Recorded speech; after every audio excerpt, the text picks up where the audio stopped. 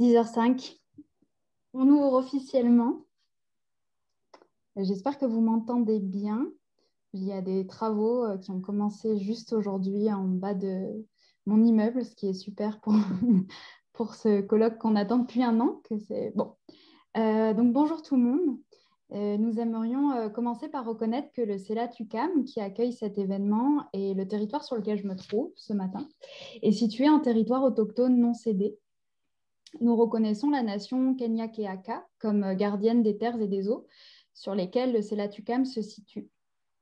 Tiohtià:ke, Montréal, est historiquement connu comme un lieu de rassemblement pour de nombreuses Premières Nations et aujourd'hui pour une population autochtone diversifiée, ainsi que d'autres peuples à inviter à résider sur ces terres. C'est dans le respect des liens avec le passé, le présent et l'avenir que nous reconnaissons les relations continues entre les peuples autochtones et autres personnes de la communauté montréalaise. Alors, d'un côté plus personnel, moi aujourd'hui, en tant qu'organisatrice du colloque, je vais animer à distance certains panels, en fait plutôt demain. Et je voulais souligner que je me trouve actuellement sur le territoire du Nitassinan, qui est un immense territoire ancestral dont les Inuits sont les gardiens, mais c'est un territoire qui a également été fréquenté par les Inuits dans son histoire. Même si aujourd'hui nous ne sommes pas toutes sur le même continent, comme c'est par exemple mon cas, je me trouve actuellement en Europe, il reste tout de même important de mentionner les autres Premières Nations suivantes qui peuplent ce qu'on a nommé le Québec. Innu, Inuit, Abénaki, Anishinabeg, Atikamekw, Cri, Wendat, Wolastoqiyik, Naskapi, Micmac et Mohawk. Nous sommes ravis de vous retrouver pour inaugurer ce colloque étudiant tant attendu, malgré les remous et les reports en raison de la pandémie de la COVID-19. Nous étions déçus d'avoir dû l'annuler l'année dernière, mais nous sommes très heureuses de pouvoir le tenir aujourd'hui, comme promis. La crise sanitaire qui demeure nous a poussés à imaginer et à proposer un format virtuel, ce qui a eu un impact sur l'organisation du colloque. Ce colloque, c'est un an de discussion, d'échanges, de réunions Zoom parfois outre-Atlantique. Malgré ces ajustements, une volonté n'aura pas changé en un an. En présentiel ou en virtuel, notre objectif était d'offrir un espace qui représente bien plus qu'une expérience de plus à mettre son CV en tant que jeune chercheur. Nous avions à cœur de transformer cette expérience en un processus qu'en tant co-organisatrice, nous souhaitions accompagner au mieux. Le CELAT nous laissant carte blanche quant au format que nous pouvions adopter, nous avons testé une formule innovante, loin des canons académiques, pour que ce colloque étudiant soit une réelle opportunité de rencontre, de ventiler entre nous, de s'apporter mutuellement des outils critiques et d'engager des discussions réfléchies et porteuses. Nous voulions que ce colloque soit, sur le fond comme sur la forme, une expérience collective. Cela faisait sens non seulement au regard de la crise que nous traversions, mais faisait aussi écho à des paroles d'étudiants et d'étudiantes du CELAT UQAM lors d'une rencontre que nous avions eue à la rentrée 2019. Nous nous sommes rendus compte que la recherche universitaire ne pouvait passer par des étudiants qui restent chacun de leur côté. Ainsi, certains d'entre eux se sont exprimés en se disant isolés, soucieux, soucieuses, parfois anxieux et anxieuses.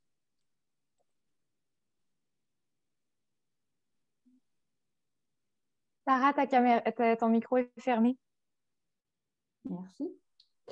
Donc, je disais que ces étudiants, ils avaient aussi à cœur en fait, de s'interroger sur leur sujet de recherche et aussi sur leur posture de jeunes chercheurs, en prise et en lien avec des soucis d'éthique et de légitimité. Et c'est donc pour ça qu'on a proposé cette thématique de colloque qui, à en croire le nombre de propositions qu'on a reçues en 2020, a aussi fait écho ailleurs. C'est aussi pour cela que nous avons tout de suite regroupé les propositions sous forme de groupe, non pas pour les penser en panel, mais plutôt parce que nous ressentions, en fonction des affinités et des sensibilités de questionnement et de sujets que nous lisions dans les propositions de communication, ce que les personnes pourraient s'apporter entre elles dans une réflexion commune. Donc, on a accompagné chaque proposition en faisant des retours systématiques et en valorisant et en soulignant humblement les angles qui nous semblaient les plus porteurs.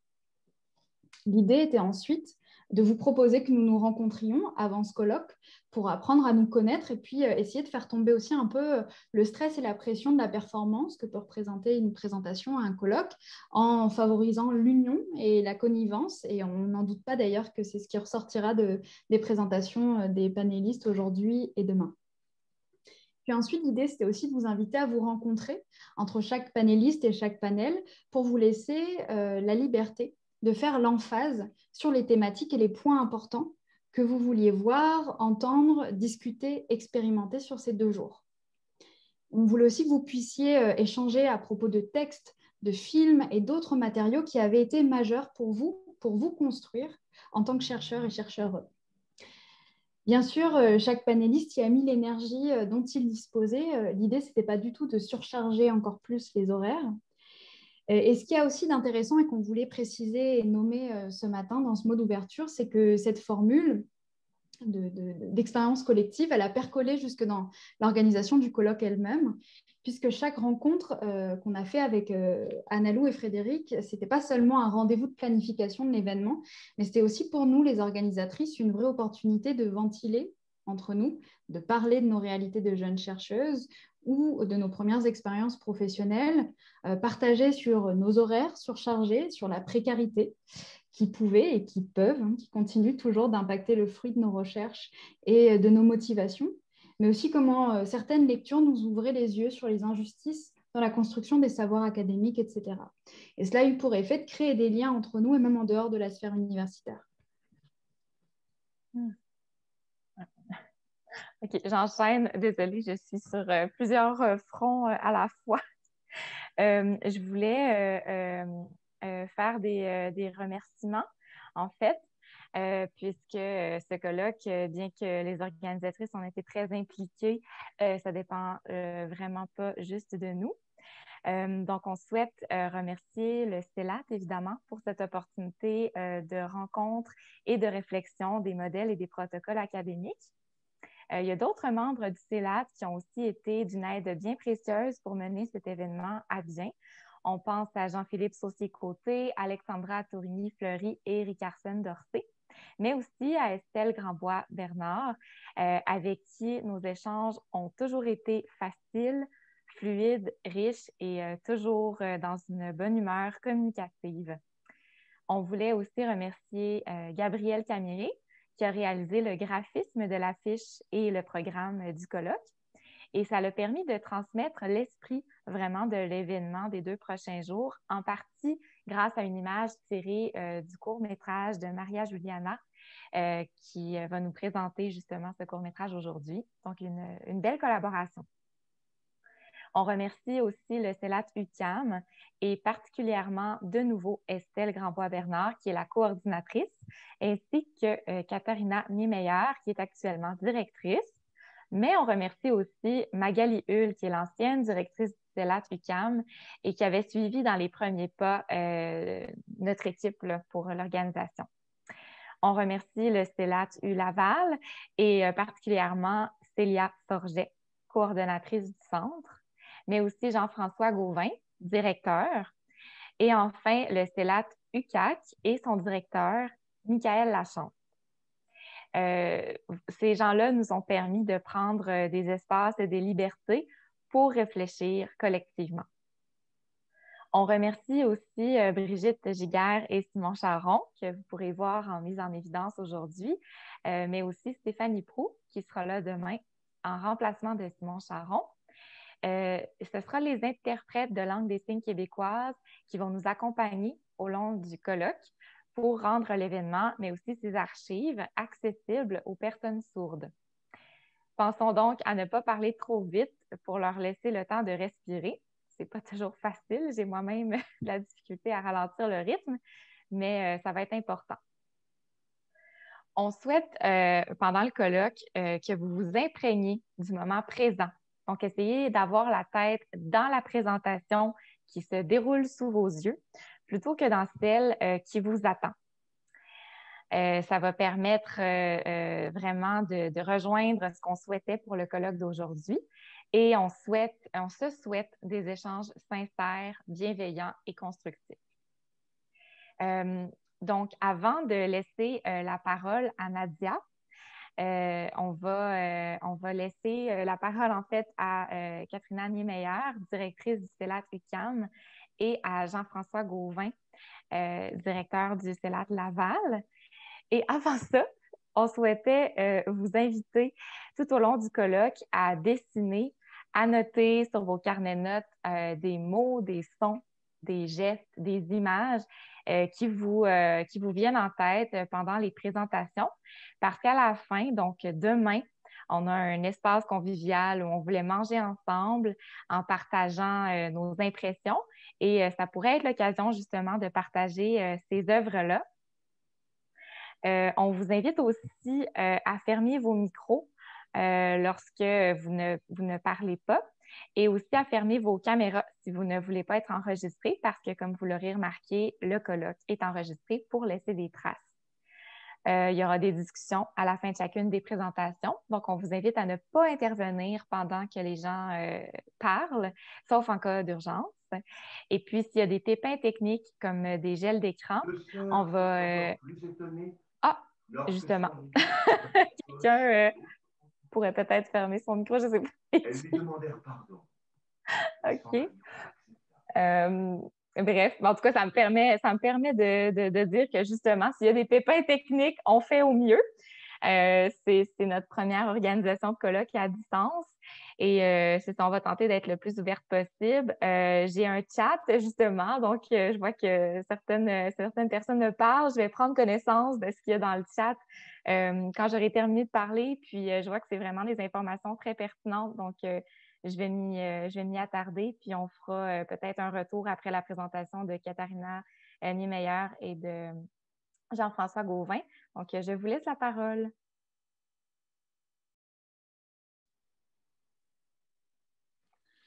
Merci beaucoup. Oui, c'est ça, c'est ce que j'allais dire. Jean-François. D'abord, oui. Donc, Jean-François Gauvin, en effet, directeur général du CELAT. Donc, je suis à l'Université Laval, je suis au département des sciences historiques. Je m'occupe du programme de muséologie, entre autres, en plus du CELAT. Donc, le CELAT, c'est quand même assez récent. Donc, j'ai été nommé en août 2020, donc ça fait moins d'1 an. Mais je suis vraiment très heureux de pouvoir vous dire quelques mots. Je serai bref. Donc, vous avez une journée bien chargée, mais je suis toujours hyper impressionné et toujours très enthousiasmé par ce genre de projet-là, de colloque étudiant. Tout d'abord, vous devez savoir que les 3 organisatrices ont mis un temps fou à faire ça. Je le sais, pour avoir organisé certains colloques, c'est beaucoup de temps, beaucoup d'organisation, c'est des heures à n'en plus finir. Mais ce qui reste derrière ça, et c'est le premier, j'ai 3 petits points, donc c'est le premier point. Ce qui reste derrière un colloque étudiant comme celui-là, quand on s'implique à fond, comme les 3 organisatrices, comme les autres personnes, les autres présentateurs, présentatrices qui vont être aujourd'hui et demain, c'est les liens d'amitié, c'est le partage qui se développe, qui se fait autour d'un colloque comme celui-là. J'ai terminé mon doctorat, moi, quand même assez tard, donc en 2008. Et depuis tout ce temps-là, tous les collègues avec qui j'ai travaillé durant mon doc, puis que j'ai rencontrés dans le cadre de conférences, je suis toujours en contact avec ces personnes-là. Pour moi, ce sont des personnes ressources vers qui je peux toujours me tourner, vers qui on a des projets, on organise des choses. Et pour moi, c'est fondamental. Donc, ces liens d'amitié-là qui sont créés maintenant dans le cadre de votre maîtrise, de votre doctorat, c'est des liens d'amitié et de partage qui restent pour tout le restant de votre carrière. Donc, pour moi, ça, c'est le premier point. C'est vraiment hyper important. Le deuxième point, c'est je veux revenir tranquillement, rapidement sur le symposium ICOFOM de la semaine dernière sur la décolonisation des musées, qui était organisé, entre autres, par un des professeurs du CELAT, donc à l'UQAM, donc Yves Bergeron, où dans le cadre duquel tous les programmes de muséologie du Québec étaient impliqués. Et ce qu'on s'est rendu compte durant le colloque, donc il y a eu plus de 1100 inscriptions au colloque, au symposium, et il y avait beaucoup de jeunes qui s'intéressaient justement, qui ont présenté et qui étaient là justement pour observer les discussions du symposium, au sujet de la décolonisation des musées et de la muséologie aussi. Donc, il y a vraiment deux choses. C'est vraiment comment les musées, eux, peuvent vraiment s'adapter à ce concept-là, mais comment aussi les chercheurs peuvent penser ce concept-là. Et donc, il y a tout un changement ici. Il y a vraiment une bascule qui se fait. Et ce qu'on se rend compte, et on se rend compte pas seulement en muséologie, mais dans mon propre domaine, en histoire des sciences aussi, les jeunes nous poussent. Donc, les vieux dinosaures comme moi qui ne savent pas trop comment prendre ça, les jeunes nous poussent à réfléchir autrement. Et ça, les jeunes, c'est vous. Donc, c'est à travers des colloques comme le vôtre ça nous permet justement de nous repositionner puis de repenser les choses d'une manière originale et différente. Et ça, c'est super important. Le dernier point que je voudrais mentionner, c'est que le CELAT, actuellement, on est en évaluation. Donc, le centre de recherche, c'est toujours des subventions qui ont 6 ans, ou là, actuellement, 7 ans à cause de la COVID, on a eu une année supplémentaire. Et donc, il y a une évaluation mi-parcours qui va se faire au mois de juin, le 18 juin. Donc, tous les étudiants membres du CELAT qui m'écoutent actuellement, j'aimerais bien que vous notez à votre calendrier la date du 18 juin en matinée. Je vais vous réécrire prochainement par rapport à ça. Je vais faire une rencontre préliminaire avec vous pour vous parler du processus, comment ça fonctionne, parce que les membres, il y a un comité visiteur formé par le ministère de la Recherche, par le ministère québécois. Et ce comité-là veut rencontrer justement les membres étudiants du CELAT. Donc, vous allez pouvoir justement donner votre opinion à savoir qu'est-ce qui se fait de bien, qu'est-ce qui se fait de moins bien au CELAT et comment qu'on peut s'améliorer. Donc, comme vous voyez, le fait d'être un membre étudiant du CELAT puis d'organiser un colloque comme celui-là, ça a énormément de positifs pour tout le monde. Et sur ce, je ne prendrai pas plus de temps de parole. Je vous souhaite un très beau colloque sur 2 jours sur une thématique qui est très pertinente dans tous les domaines de recherche académique. Et j'espère que les discussions seront fructueuses et que vous pourrez profiter vraiment de tous des contacts étroits que vous pourrez développer entre vous. Et sur ce, je laisse donc la parole à Katharina Niemeyer, ma collègue, qui est directrice, en effet, du site CELAT UQAM. Merci beaucoup, Jean-François, et merci à Frédéric, Sarah et Analou d'avoir présenté de façon si bien organisée et inclusive aussi l'ensemble du colloque et de sa généalogie dès le départ. Moi, je n'ai pas grand-chose en général à ajouter parce que toutes les personnes que vous avez déjà citées, vous les avez remerciées. Donc, moi, je tiens très simplement à ressouligner le grand travail qui a été fait par Frédéric Lévesque, Sarah Eusaf et Analou Galassini depuis autant de temps et d'avoir aussi gardé l'endurance depuis et pendant la pandémie. Je sais que vous aviez vraiment envie de faire ce colloque en vrai, entre guillemets, sans vouloir dire que Zoom est réel, mais pas comme on le souhaite. Donc, je vous félicite pour ça. Vous étiez tout le temps présent. Vous arrivez à réunir les étudiantes et les étudiants. On essaie de le faire le plus possible, de vous soutenir avec l'ensemble de l'équipe du CELAT, avec Estelle Grandbois-Bernard, que je remercie, tout comme Célia Forget et Jean-François et Michael, de vous rendre ce temps assez étrange et surréaliste de la pandémie le plus vivable possible. Je vous félicite aussi pour le titre de votre colloque et le contenu. Donc, vous n'êtes pas juste dans le dire, mais vous êtes aussi dans le faire en ce qui concerne la question de l'inclusion et de la justice. Et je suis très, très heureuse et fière de vous que vous osez et secouer. C'est de ça qu'on a besoin. Et je me réjouis de continuer par la suite, dans les prochaines années, un travail qui va en ce sens. Et je sais que là, elle n'est pas là, Magali Hull, mais elle vous salue parce qu'elle donne cours ce matin. Peut-être elle nous rejoint entre-temps, on va voir. Donc, je tenais quand même à dire que c'est elle qui a initié ça avec vous. Et donc, j'ai juste repris le flambeau très modestement. Donc, bienvenue aussi, je pense à toutes les participantes et participants qui se connectent. Je sais qu'il y a des personnes qui ne sont pas membres du CELAT, qui se sont connectées, qui s'intéressent à vos travaux, à vos idées et à vos initiatives. Très heureuse aussi de savoir qu'il y a Nadia Duguay qui est avec nous et je sais que c'est Frédéric qui va la présenter. Je vais aussi tout de suite m'arrêter là parce que ce n'est pas au professeur de parler aujourd'hui. Voilà. Merci beaucoup à toute l'équipe. Merci beaucoup. Donc, effectivement, j'enchaîne en vous présentant notre conférencière d'honneur, mais aussi en faisant un rappel. D'ailleurs, merci Nadia pour cette touche de sensibilité bien nécessaire. C'est un travail collaboratif, donc n'hésitez jamais via le chat à nous écrire si vous avez des commentaires constructifs à nous faire pour le colloque. On va tenter de les intégrer au mieux.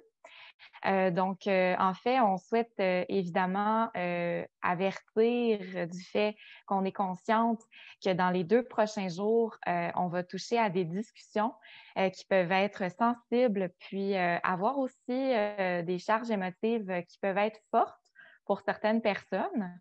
Donc, on reconnaît évidemment qu'on n'est pas tous égaux face au sujet dont on va discuter dans les 2 prochains jours selon les panels. Et on veut vraiment que notre espace de réflexion soit inclusif et qu'il soit propice aux apprentissages. Donc, n'hésitez pas à nous partager en privé via le chat du Zoom vos ressentis, mais aussi à vous retirer au besoin. Donc, pas besoin de justification. Vous pouvez prendre des pauses quand bon vous semble. Par exemple, dans la présentation qui suit, Nadia a eu la sensibilité de me prévenir qu'il allait être question de profilage racial. Donc, on comprend tout à fait si certaines personnes ne veulent pas entendre parler de leur propre réalité. Voilà. Et j'enchaîne en présentant Nadia avant son mot. On va finir par rentrer dans le vif du sujet, mais en tant que conférencière d'honneur, puis aussi tu nous as suivi, Nadia, pendant plus d'1 an. Donc, on est reconnaissante, puis on voulait quand même te présenter.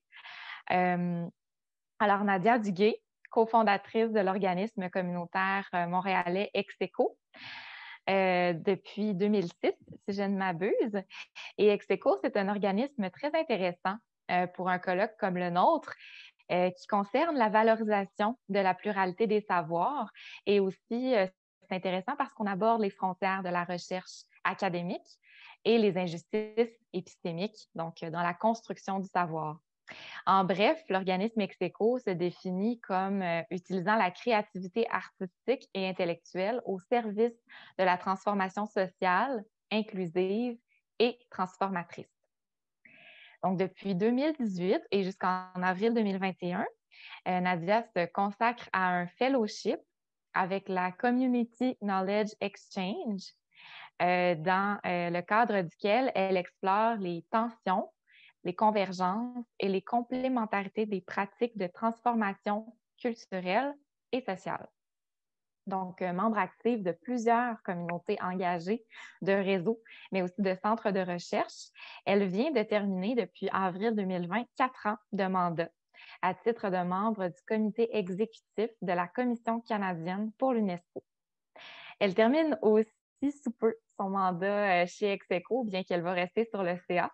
Donc, on en profite pour lui souhaiter le meilleur dans ses prochains défis. J'ai eu la chance de côtoyer Nadia lors d'un stage de 6 mois dans le laboratoire de recherche d'Execo. Et je peux dire au nom de toute l'équipe d'organisation du CELAT qu'on est honoré d'ouvrir le colloque avec ton intervention, Nadia. Tu es toujours à la recherche des angles morts, mais aussi toujours bienveillante.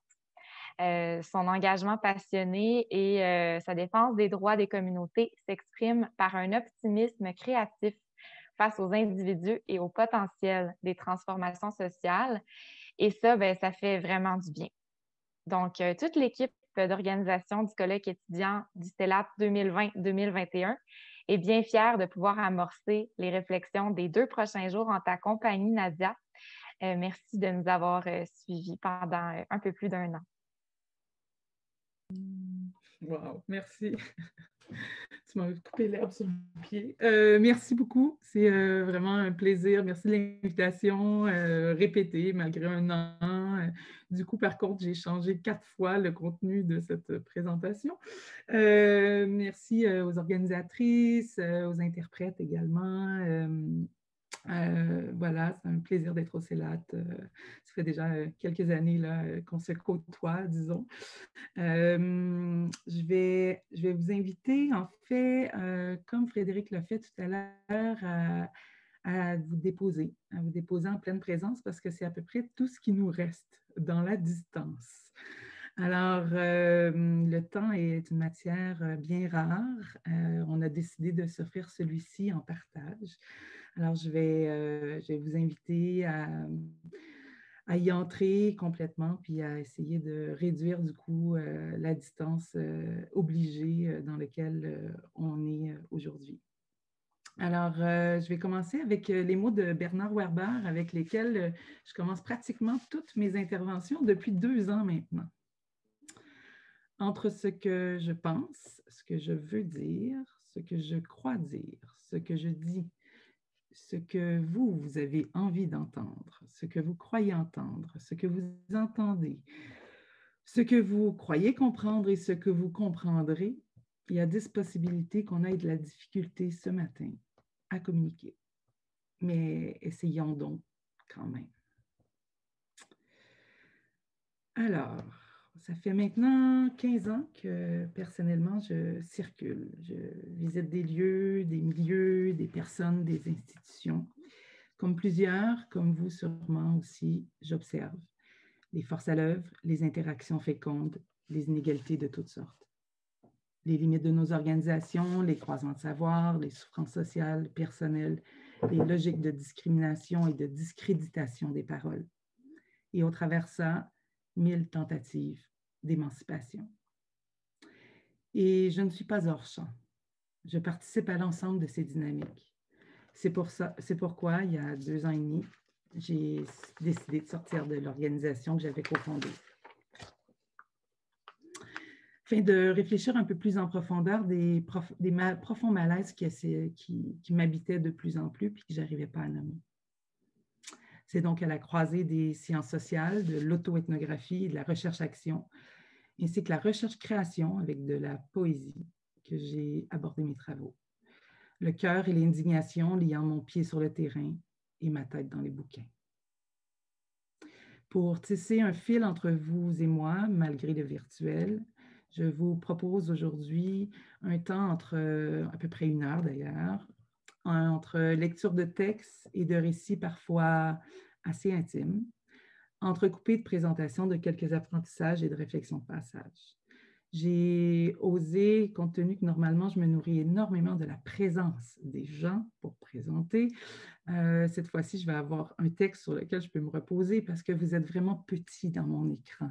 Et j'ai de la difficulté en numérique depuis 1 an à faire des présentations plus comme à l'habitude. Alors vous m'en excuserez. Alors, ouais, débutons. Lors de la présentation, de la préparation de mon fellowship, j'avais écrit en fait que mon intention, c'était d'explorer les conditions de possibilité, c'est drôle parce que tu l'as lu tout à l'heure, Frédéric, d'une convergence des stratégies de transformation sociale et culturelle.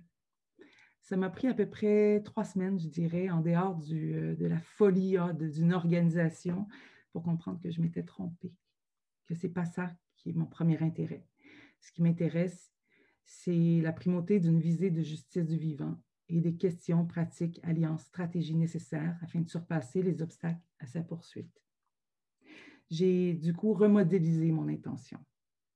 Ce que je voulais vraiment, c'était mieux comprendre ce qui façonne le cocktail de l'excuse, du déni, du désenchantement, de la désolidarisation, créant de solides fondations à la diversification des tactiques d'autruche et au maintien des injustices, même là où on tente de les dépasser.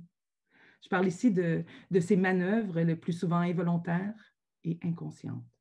Je me suis concentrée sur ce qui pourrait expliquer que nous acceptions parfois sans rien dire, ces actions qui donnent bonne conscience, nourries par une posture indétectable de mépris. Enfin, pas tant que ça. Parfois, elle est si facilement détectable. J'en suis venue à comprendre qu'il fallait d'abord connaître son centre pour participer au décentrement du monde. Et comme réciter le monde et son monde permet de l'apercevoir, ce serait déjà un bon premier pas. Je croyais que, il y a 3 ans, même pas, je croyais que la pensée dualiste n'était qu'un obstacle parmi d'autres. Mais c'est beaucoup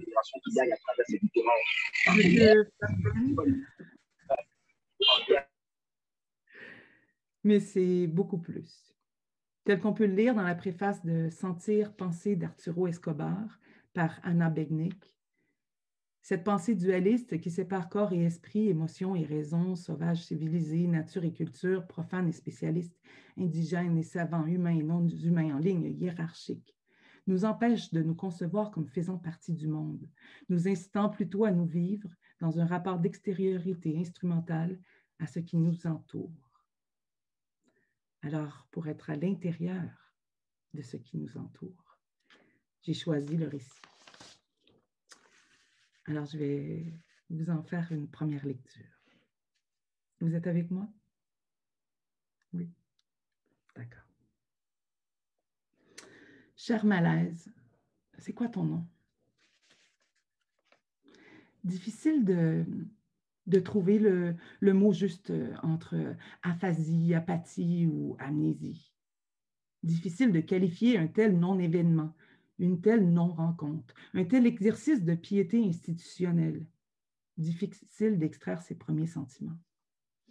Difficile de chercher dans sa mémoire un souvenir qui ferait écho à cette impassibilité en asymétrie à la violence du réel. Et pourtant, une amère impression de déjà-vu sans comprendre la provenance. Serait-ce cette étrange sensation qui ressemble à celle qui traverse notre corps au moment où on se lève la tête pour la première fois après s'être assise dans la salle d'attente au bureau des passeports? Ou encore cet instant de précarité affective lorsqu'on se retrouve avec des inconnus dans un ascenseur? Finalement, est-ce que ce moment me rappelle ce besoin inexpliqué d'exil au moment d'une veille de Noël à l'église? À cet instant précis, où tout ce qui compte, pour moi, serait d'être ailleurs, n'importe où ailleurs, que dans cette communion collective gaspésienne, alors que 95% des gens de mon village présent n'y croient plus. Depuis très longtemps même. Malaise physique, malaise psychique et malaise politique s'entremêlent parfois dans une confusion sans nom. Entre le moment où tu te dis que le banc est vraiment trop inconfortable, celui où tu dois faire face à ta malhonnêteté de conscience et finalement celui où tu te dis que tu ne veux pas participer à ça. Ça désignant cette chose trop énorme pour qu'on la nomme, cette chose composée de siècles de souffrances passées, de violences symboliques, politiques et matérielles, d'exclusion sans pudeur et de soutane, parfois même ensanglantée.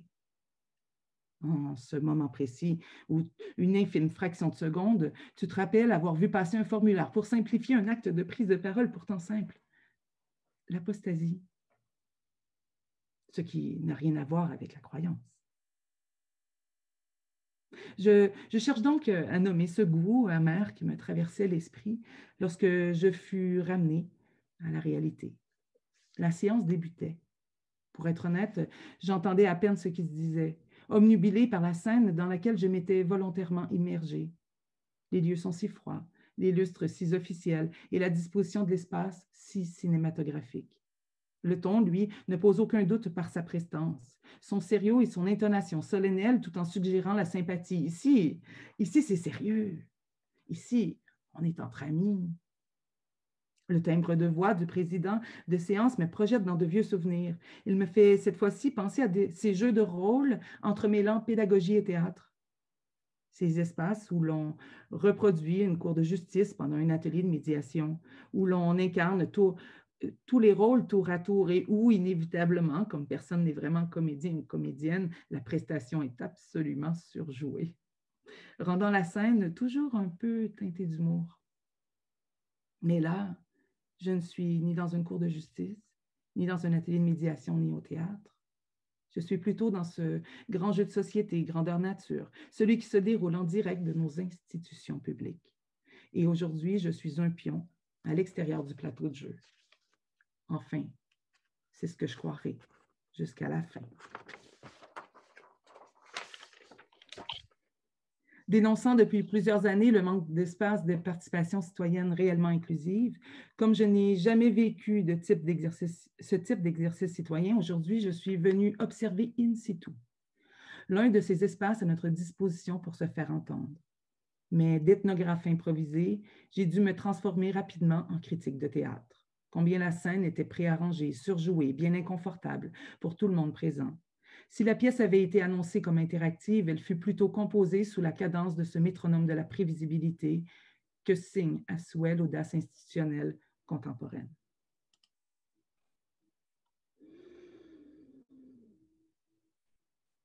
Je vérifie quand il y a des chats juste pour être sûr que si c'est un malaise, que j'en prenne compte.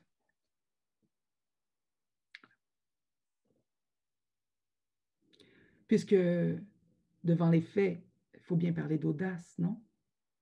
À Montréal seulement, entre 2014 et 2017, alors que les interpellations policières ont globalement augmenté de 143%, passant de 19 000 à 45 000 en seulement 3 ans, celles visant les personnes non blanches ont littéralement explosé. Un quart de ces interpellations concernent les personnes noires, alors qu'elles représentent moins de 10% de la population à Montréal. Les jeunes Arabes âgés de 15 à 24 ans ont quant à eux 4 fois plus de risques que les jeunes Blancs d'être interpellés sur l'île de Montréal. Ce ratio est encore plus important chez les femmes autochtones, qui, elles, ont 11 fois plus de risques d'être interpellées qu'une femme blanche. Ces chiffres nous sont rapportés dans une récente étude, mais si on agit comme s'il s'agissait d'une découverte dans plusieurs instances, rappelons ici que d'autres enquêtes ont eu lieu par le passé, d'autres rapports déposés. Prendre le temps d'énoncer ces années aide à comprendre l'étendue des faits. 1988, 1989, 1991, 1994, 2011, 2019. Chacune de ces années correspond au dépôt officiel au gouvernement d'un de ces rapports accablants. Non seulement la situation ne s'améliore pas, mais elle se dégrade. Alors que je suis en mesure d'apprendre à ma fille que si un jour elle craint pour sa sécurité, elle pourra toujours compter sur la police, d'autres parents dans la même ville que moi doivent apprendre à leurs enfants non seulement de ne compter que sur eux-mêmes en cas de risque pour leur vie, mais aussi de craindre la police pour leur propre sécurité. À 2 poids pigmentaires, 2 mesures coloniales. Alors, aujourd'hui, c'est l'heure des bilans. Tout le monde est à table. Devant moi, la partie semble se débuter. Pour les joueurs en place, alors qu'elle n'est qu'une continuité sans fin de la brutalité pour les personnes concernées. La pièce durera 3 heures et je finirai par partir avant la fin, ne pouvant trouver les mots pour expliquer le malaise global qui me traversa le corps.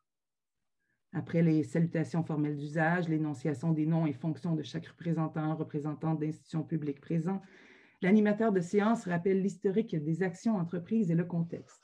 Aujourd'hui, donc, nous sommes réunis pour entendre le bilan par les divers services de la Ville de toutes les actions entreprises depuis 2018 pour enrayer le profilage social et racial sur le territoire. Considérant que les femmes et les membres de groupes de diversité sont particulièrement sous-représentés, la Commission les invite tout particulièrement à prendre parole. Hey, cette phrase me réconforta. Pour un moment, un très bref moment. L'expression d'un espace de parole et d'une invitation à table n'est jamais gage de la qualité d'écoute. Et même l'écoute, au final, n'est jamais gage d'une réelle compréhension. Le mur des identités sociales historiques prenant souvent la forme d'un mur de son. Ça y est, quelque chose se passe. Les corps changent de posture, semblent se contracter dans le présent. Dans le fil de l'histoire, nous en sommes en face de l'événement déclencheur. J'attends. À la table des représentants publics, on peut presque entendre le déplacement de l'intention dans l'espace. Un cap a été officiellement passé. L'os de la journée sera déposé. Et c'est qu'en rafale protocolaire, nous assisterons à la lecture complète du rapport comprenant 31 recommandations, c'est-à-dire recommandation par recommandation, sans bousculer un seul mot, en faisant bien attention de n'ajouter aucune variation de contenu qui pourrait indiquer le débit ou le style de lecture. À noter que ce rapport, nous l'avons pourtant devant les yeux. Juste là. C'est ainsi que nous sera présenté le travail de la Ville, devant l'ampleur du phénomène qui met pourtant fin à des vies, qui nous rappelle qu'au quotidien, face à la justice, nous n'avons absolument pas la même valeur. Que Freddy Villanueva, Alain Magloire, Bonnie Saint-Pierre, Nicolas Gibbs, Pierre Coll, Riolan n'avaient finalement pas du tout la même chance de s'en sortir. Est-ce vraiment ce que nous avons à leur offrir, à leurs familles, à leurs amis, à leur communauté? Un exercice administratif sacralisé, un compte bureaucratique, une conférence de presse déguisée? Ne sommes-nous pas en mesure de nous mobiliser corps et âme devant le drame qui se déroule devant nos yeux? Pendant les 3 heures que durera l'opération, il n'y aura pas l'ombre d'une émotion, pas l'ombre d'une émotion, pas l'ombre d'une indignation. Je me sens dans un mauvais rêve ou un film de science-fiction où je serai prise en boîte, incapable de m'en sortir. Tout sera enrobé de retenue clinique, de distance professionnelle. Chaque parole sera méticuleusement comptée et une étrange impression que certains services espèrent même en ressortir avec des félicitations pour, vous savez, les efforts qui ont été faits. Voilà de quoi était composé ce goût amer que j'avais en bouche. Mais celui qui me restera collé au palais, c'est celui d'être ressorti la tête basse, bien enfoncé dans les priorités de ma journée et la conviction d'avoir fait mon travail d'observation. Alors que se jouait en moi un chaos total émotionnel et politique, alors que tout vibrait devant la mascarade qui cumule les morts, alors que je détenais les codes pour prendre parole, moi, je suis sortie, muette. Après tout, ce n'était pas mon mandat. Cher malaise, j'ai trouvé ton nom. Tu t'appelais désolidarisation.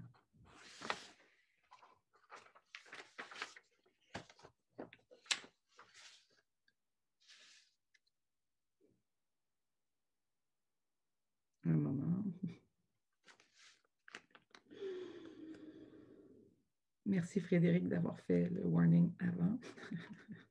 Désolée tout le monde.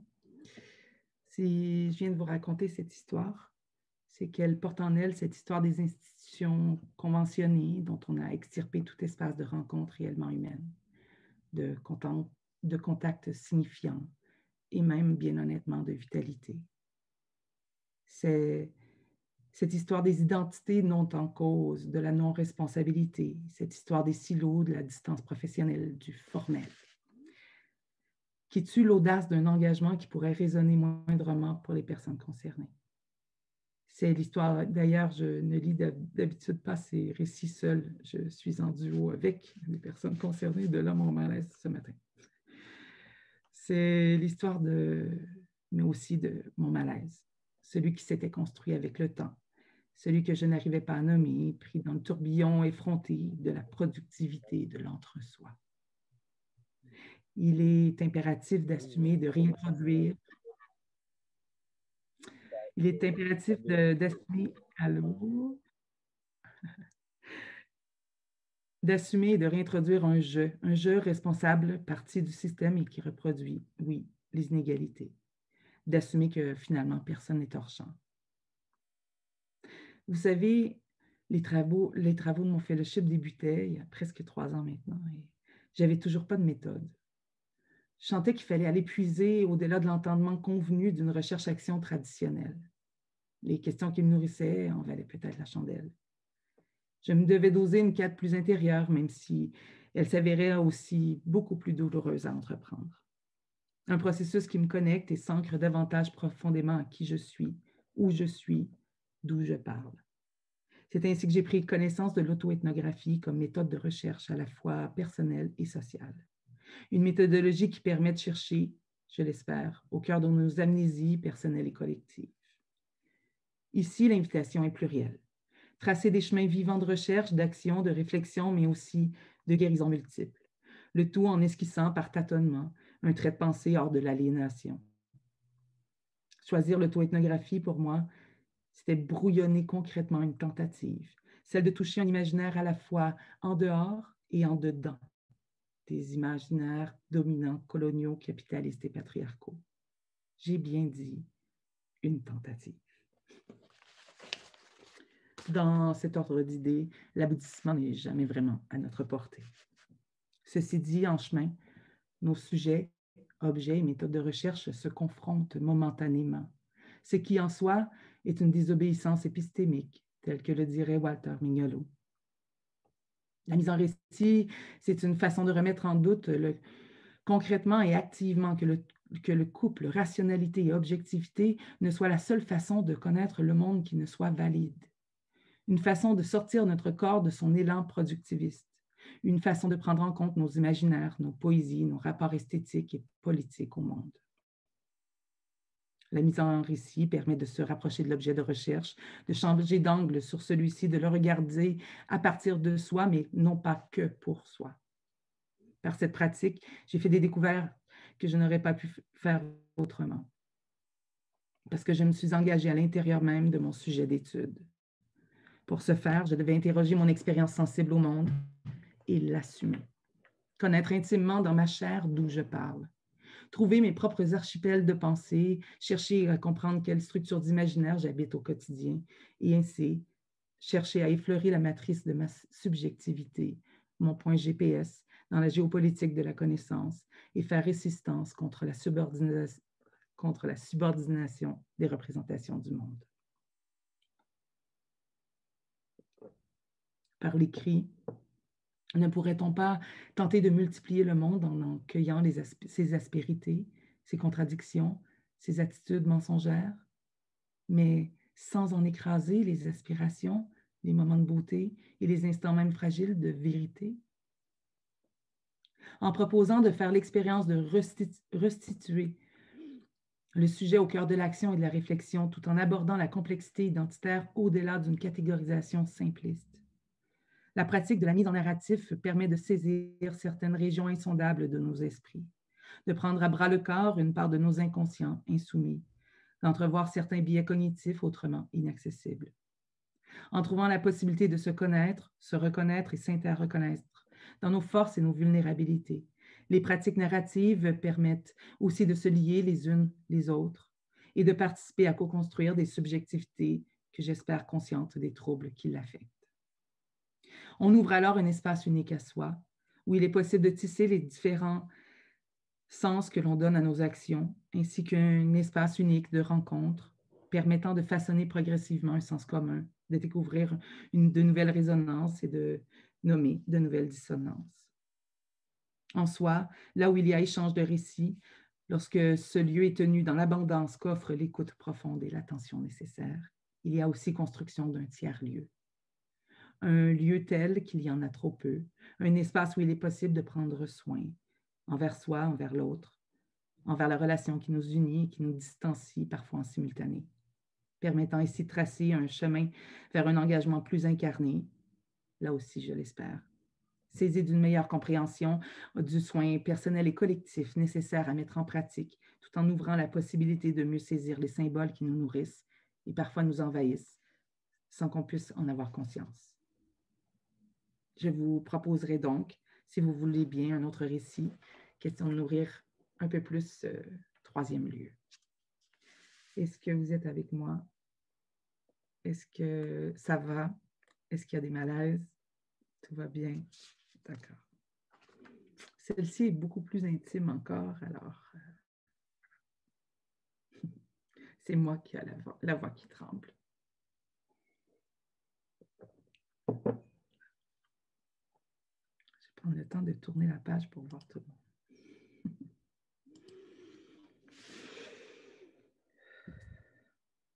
Toi, jeune fille passagère des grandes marées, toi qui marches le ventre plat et la tête baissée, toi qui rêves de trouver cet amour qui ne lèvera pas les poings, toi qui parles trop fort pour écraser la peur d'être méprisée et toi aussi qui as si peur d'être un jour toi-même méprisante, écoute-moi. Toi, jeune fille, tu trembles devant l'aube, mais tu n'as pas peur, que tu dis. À quoi bon vivre écrasé? Tu pries en cachette pour que tout s'arrête. Tu ne sais que faire de cette vie encombrée de la honte de respirer. Ta chair te brûle les tripes, alors tu attends d'imploser. Toi qui épis ta vie comme une incendiaire, jusqu'à ce jour où tu pousses l'audace de tracer une ligne de fuite, où tu tentes l'impossible, arrêter de t'excuser d'exister. Je sais que je dois t'honorer, je le sais, même si parfois, bien honnêtement, je crache à tes pieds. Tu avais 16 ans et tu avais l'amertume d'une vie déjà trop vécue. Tu ne te croyais pas digne d'être aimé, ni même perçu ou entendu, alors tu retournerais l'adversité contre l'inévitable. Tu te dépouillerais de tous ces désirs qui ne seront de toute façon jamais exaucés. C'est décidé. Tu ne vivras que pour les autres. Loin. Tellement loin que personne ne te reconnaîtra. Personne ne pourra rire de toi. Personne ne saura que tu n'as aucune valeur, aucune intelligence, aucun potentiel. Si tu n'as plus de rêve à toi, plus personne ne pourra te les voler.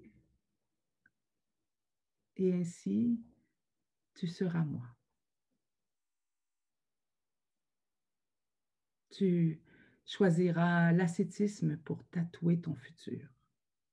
Une austérité qui obligera ta propre médiocrité à se mettre à genoux. Et ainsi volera en éclats la futilité de tes jours et le tourment de tes nuits. C'est l'histoire de cette jeune fille qui souhaitait fuir sa vie, tout en y trouvant peut-être un sens. Celui d'un éveil à deux faces qui se lève sur un monde éteint en pleine face. Elle-même n'y voyait pas même l'ombre d'un espoir. Elle avait transformé les verbes rêver, vivre en pure utilité. Tant qu'à ne rien valoir ici, elle donnera sa vie ailleurs. Il doit bien y avoir quelque part au loin quelqu'une qui en aura besoin. Mais vous savez, c'est aussi l'histoire de celle jamais racontée, celle des besoins traficotés à l'audace blanche bien occidentalisée.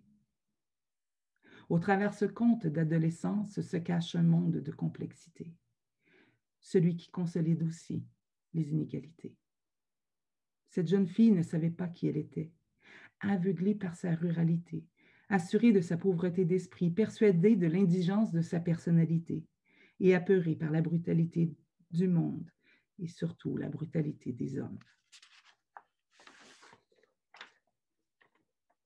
C'est pourtant ainsi qu'elle s'est forgée, à même l'altruisme et la bonne volonté gribouillées au fond du gouffre, sculptées en porte-à-faux comme des sœurs, non loin de cet amour des autres avec laquelle elle avait forgé son cœur.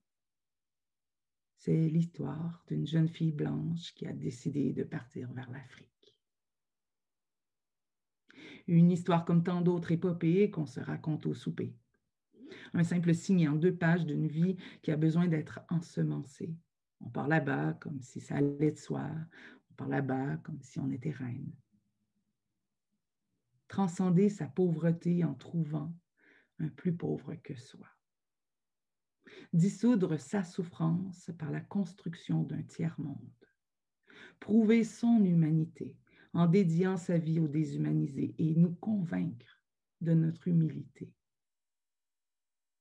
La colonialité est aussi le réverbère des Blancs et des Blanches en perte de sens. Un accotoir à condescendance non assumée. Une thérapeute des consciences en mal de vivre. La colonialité est cette grande architecte de l'asymétrie et de la verticalité. Celle qui dicte les places assignées au cœur même de nos propres histoires de libération traficotées. La colonialité est ce fantasme de l'être et de l'entre-soi dominant sur laquelle nous essayons nos blanches bonnes consciences. Et sur le sol du désenchantement du monde, il ne nous reste plus qu'à grandir et faillir partout où on ose encore chercher du sens. Il ne nous reste plus qu'à se forger, désobéissante, ingouvernable et insubordonnée. Surtout à 17 ans. Quoi qu'il en soit, surtout avant qu'il ne soit trop tard.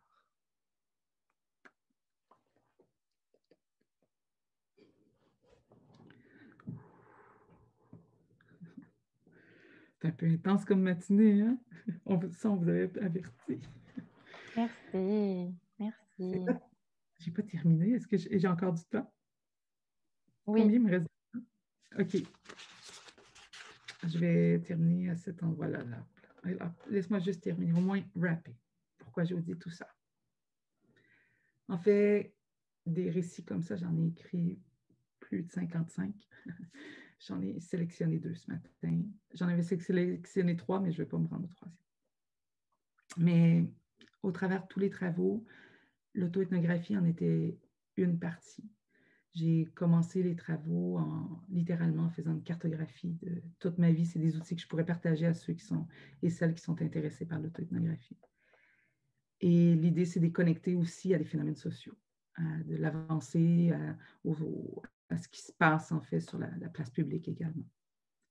Mais j'en suis venue à croire qu'il y avait 3 grandes tâches qui s'articulaient devant nous puis qui devaient être nommées. Donc, je vais prendre le temps, Frédéric, de les nommer. La première surgit là où on ose simplement accueillir, observer et ainsi se situer, afin de s'apercevoir et faire soi au sein de nos trajectoires d'expériences personnelles et collectives, présentes et historiques, mais aussi intimes et politiques.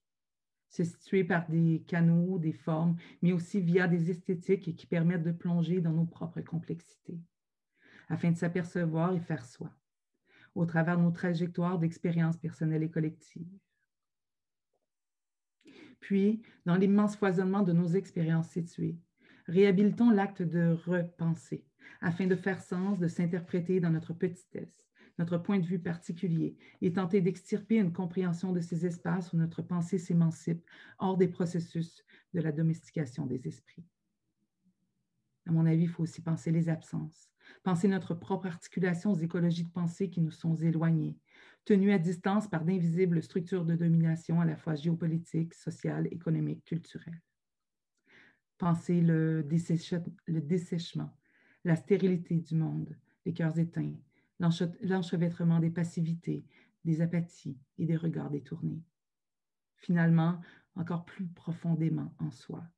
Sous les couches de l'imperméabilité sensible se trouve une 3e tâche tout aussi essentielle et tout aussi délaissée, celle de ressentir et permettre ainsi de se relier, d'entrer en relation avec soi, l'autre et le monde, afin de faire nous, faire sens et faire monde, en le monde et non en dehors de celui-ci, c'est-à-dire ressentir à travers une poétique de la relation.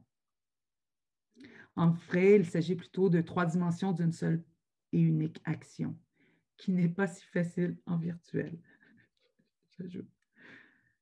L'acte d'être présente, d'être présent.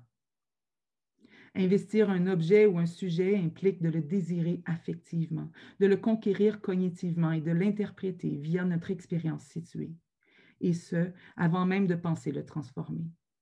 Investir une cause individuellement et collectivement ne nécessite pas moins. Il faut accéder au monde pour pouvoir le transformer. Et bien honnêtement, quelle expérience d'engagement laisse une place même minime au désir viscéral de s'extraire d'un monde qui promeut et fabrique l'ascétisme des intelligences sensibles, l'austérité véritable, l'austérité verticale des liens sociaux et la stérilité des imaginaires politiques. En d'autres mots, je crois que comprendre intellectuellement n'est pas suffisant. Il faut comprendre affectivement, corporellement et même passionnellement pour endiguer la dissonance que nous créent ces souffrances incomprises et délétères, ces espaces inconcevables enfouis dans les abysses de nos héritages intimes. Il faut une pensée vivante pour repenser le vivant hors des canaux imposés et ainsi produire les conditions de possibilité d'un dialogue symétrique avec celles et ceux qui habitent les bords extérieurs du système hégémonique, comme le dirait aussi Anna Bednick. Je crois que j'ai terminé sur ça. Merci. Merci beaucoup, Nadia. Si tu avais les trémolos dans la voix, je les ai aussi. Donc, je vais essayer de te remercier comme il faut, sans trémolo. Merci pour ce récit. Moi, j'ai eu pour ma part à plusieurs moments les poils qui se sont hérissés. Et comme quoi, s'il fallait encore une nouvelle preuve à ce que le virtuel a la capacité de venir nous toucher physiquement et peut nous relier jusque par l'épiderme à distance, et ben voilà, on a une nouvelle preuve. Merci pour ce partage de récits, mais surtout, on voulait te remercier d'avoir fait le choix, d'avoir bien voulu en fait le déposer là au milieu de nous ce matin. Et puis, je dirais aussi merci pour cette preuve d'intelligence qui est si bien reliée au cœur. C'est une formule qui n'est pas de moi, C'est un ami qui l'a déjà sorti de sa bouche et j'avais particulièrement aimé l'expression et je trouve qu'elle s'applique vraiment à ce qu'on vient de vivre ce matin dans cette ouverture de colloque. Donc, je me suis permise de la lui emprunter. Alors, merci beaucoup pour ça. Ça tombe bien qu'on ait prévu une pause juste après ton intervention parce que, je ne sais pas pour vous, mais le déposer, ça pourrait nous faire du bien à chacun, chacune, et à tous ceux qui ne se reconnaissent pas dans chacun, chacune. Alors, merci encore de ce temps, de ta disponibilité, de ta générosité. Merci.